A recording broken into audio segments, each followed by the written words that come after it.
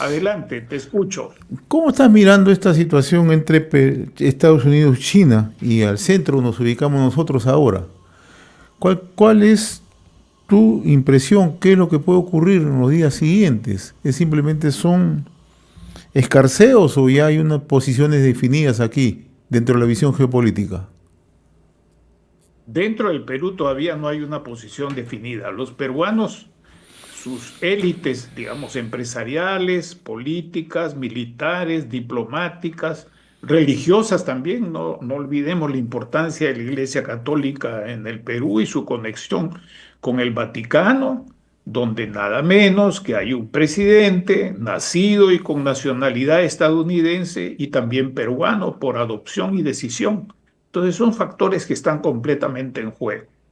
Lo que ocurre en los próximos días va a ser muy condicionado, casi una consecuencia, con lo que está ocurriendo, por ejemplo, entre Estados Unidos y Canadá, lo que está ocurriendo en el marco europeo, en la Conferencia de Seguridad de Múnich, lo que está ocurriendo en la próxima, lo que va a ocurrir en la próxima reunión del presidente Trump con el presidente Xi Jinping. En fin, esos todos son factores que siguen caminando, lo que sigue ocurriendo en Oriente Medio, en el Extremo Oriente y también en la guerra en Ucrania, que ya nadie le llama operación especial, sino guerra.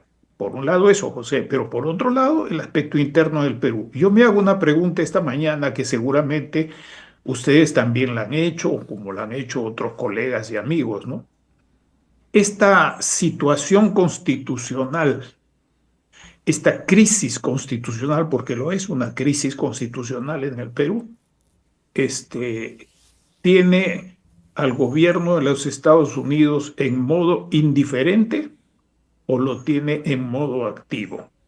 Si lo tiene en modo activo, en parte esto ya ha sido revelado por las declaraciones simbólicamente puestas entre dejar el chifa y tomar la hamburguesa por el nuevo embajador de los Estados Unidos en un estilo y un talante que sigue la pauta del estilo y talante del presidente de los Estados Unidos. Entonces, ¿Estados Unidos va a ser indiferente a esto o Estados Unidos está actuando? Y si está actuando, eso tiene que ver con las negociaciones internas de los partidos en el Congreso, donde unos están con la tesis que tiene que ver con la censura en su condición de parlamentario al encargado de la presidencia actual y otros en el tema directamente de la vacancia.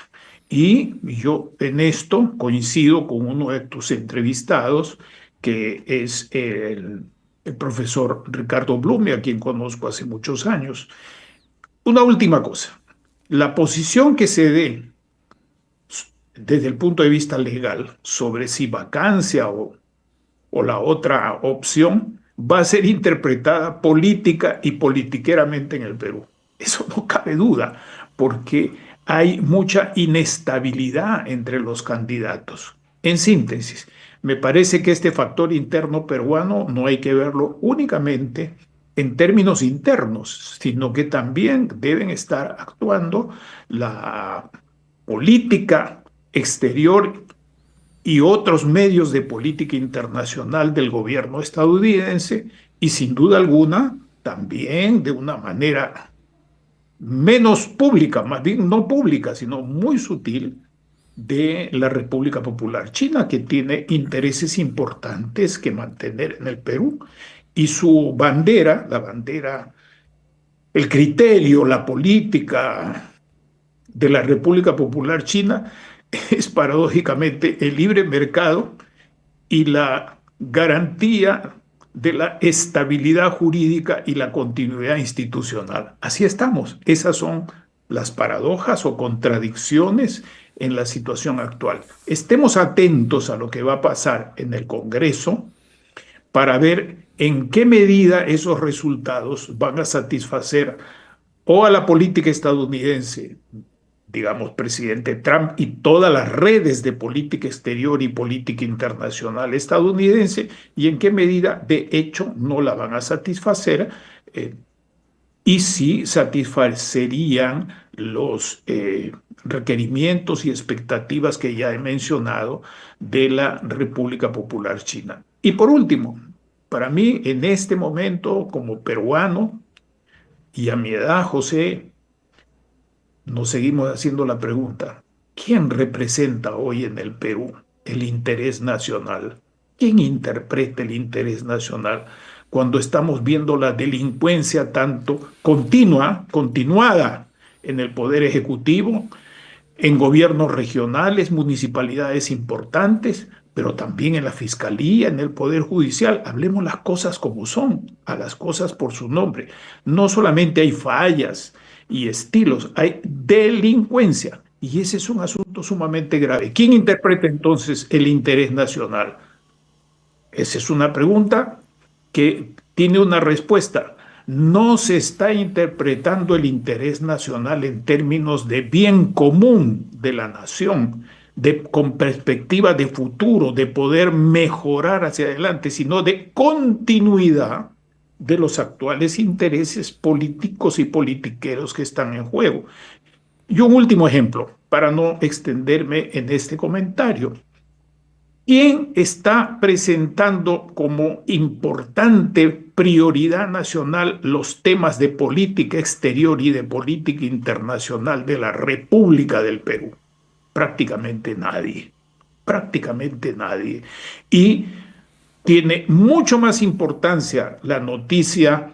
Yo no digo, no voy a desmerecer la importancia de los crímenes, asesinatos y de la inseguridad, de los choferes, de la gente común y corriente, de la gente que va a los mercados, y no solamente de los distritos A y B, sino de los distritos y pueblos D, E y C menos del Perú, o sea, de los sectores de clase media para abajo, que son la mayoría.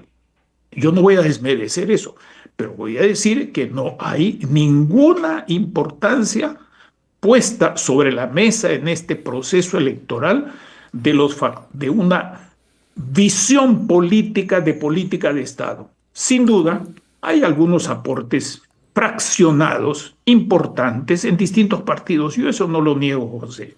Escucho hablar partido 1, 2 o 3 y cada uno tiene algún aporte, pero completamente fracturado, como si se tuviese que entrar a un supermercado, perdonen la expresión, a un supermercado chino de los que yo conozco en Centroamérica más que en el Perú, y va cogiendo de los estantes algunas cosas, pero no tiene una agenda de compras. Ahora, Manuel, quien mantiene una presencia activa en nuestro país es el embajador de los Estados Unidos. Hoy le brinda declaraciones al diario Gestión. Y está ligado justamente a parte de los temas que ha venido enfocando en los últimos días y que tiene que ver con el tema económico. Dice que su país va a buscar que las relaciones entre los puertos de Estados Unidos y de Perú se fortalezcan, ¿no? Como una clara respuesta naturalmente a lo que ocurre en Shanghái, ¿no? O sea, ¿cómo interpretar este activismo permanente del embajador Navarro? Está haciendo su tarea. Y yo me acuerdo un viejo embajador, voy a hacer una comparación que tal vez muchas personas no la comprendan.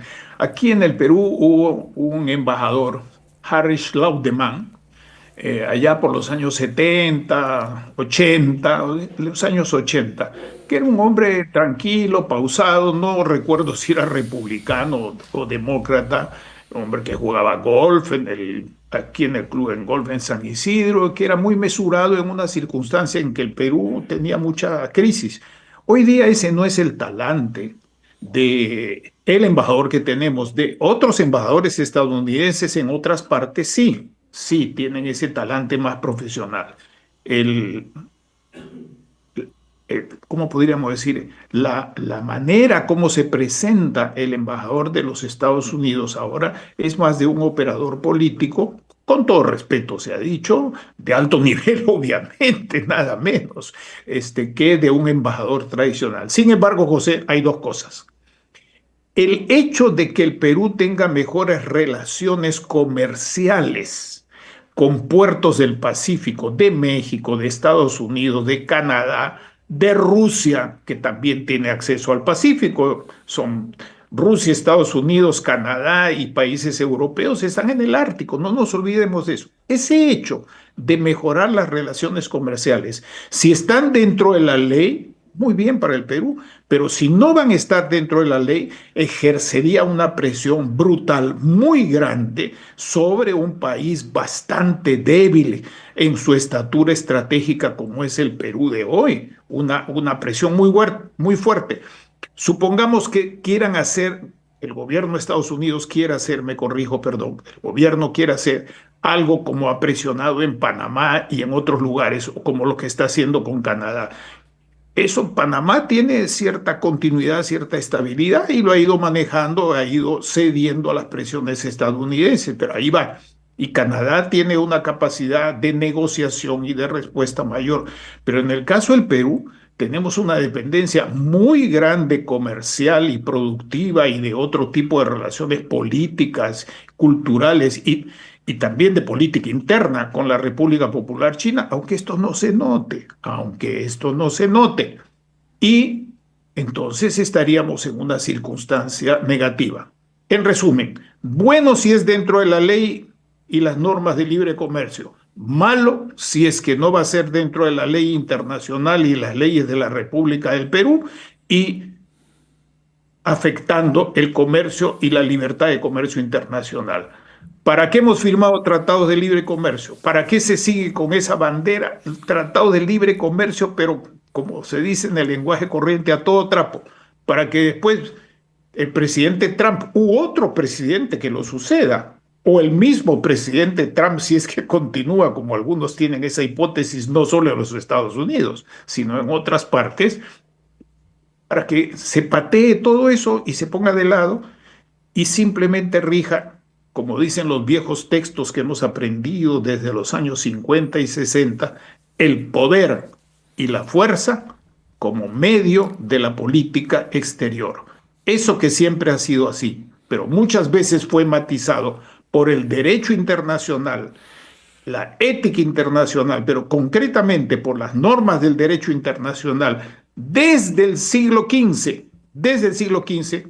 Si eso va a dejar de existir para quedarnos solamente con el poder y la fuerza, entonces en el Perú tenemos que hacer un esfuerzo gigantesco interno para tener mejores respuestas políticas, económicas y sociales y lograr mejor cohesión.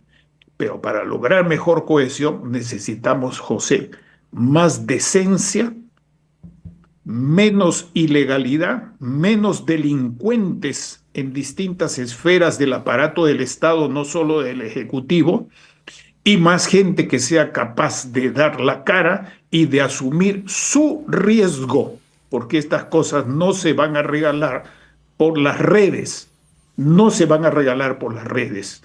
Tiene que asumirse riesgos como personas, ciudadanos, como sociedad civil, como prensa independiente. Esa es mi modesta reflexión.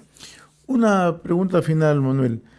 ¿Crees tú que este proceso electoral de otra manera puede tener un trastoque con estas posiciones o estas posturas que asume tanto China como Estados Unidos a través de sus representantes? Para ser objetivos, coloquemos en un plato China y en otro plato Estados Unidos. La pregunta pertinente que trata de ser lo más imparcial posible, José, lo más respetuosa e imparcial posible. ¿Qué Estado está presionando para alterar las relaciones internacionales, jurídicas, económicas y políticas? Ahí está la respuesta. En este momento no es la República Popular China, porque le conviene más bien que se continúe con las relaciones a las que hemos mencionado repetidamente. Viene de parte de los Estados Unidos. Esa es mi respuesta. Muy bien, entonces nosotros vamos a estar atentos a lo que ocurra, ¿no? En este proceso y sobre todo a lo que ven hacia adelante en estas posturas que están asumiendo, por un lado, el embajador de los Estados Unidos, pero también representantes. Sí, Manuel. Permíteme una breve frase dirigida al embajador. El embajador puede tener un talante de operador político, pero tiene un talento como profesional y como político. Y hay que decirle al embajador de Estados Unidos que es mejor para los intereses mutuos, tanto del interés nacional peruano como de los intereses de los distintos sectores de sociedad civil, empresarios y otros de los Estados Unidos, jugar con reglas no inmediatistas, marcadas por la necesidad de ganar elecciones a medio término o de ejecutar una política exterior a rajatabla durante 4 años. Eso es más negativo, y mucho más positivo sería una actuación de un embajador que informa, que se relaciona con distintos sectores, tanto de la Cancillería como de la prensa, de las universidades, de las Fuerzas Armadas, de una manera abierta, transparente. Eso sería mucho mejor. Y hacerlo abierta y transparentemente para que no se especule sobre reuniones privadas del embajador, así como antes se hacía reunión privada del embajador de Cuba con el general tal o con el ministro tal. No, no, no, sino de una manera transparente, como debe ser la conducta de un representante ante el Estado y ante un país que merece respeto. Muy bien, Manuel. Yo te agradezco, como siempre, la amabilidad de haber compartido estos minutos a través de RCR, Red de Comunicación Regional. Siempre es un gusto conversar contigo, Manuel. Muchas gracias. Saludos.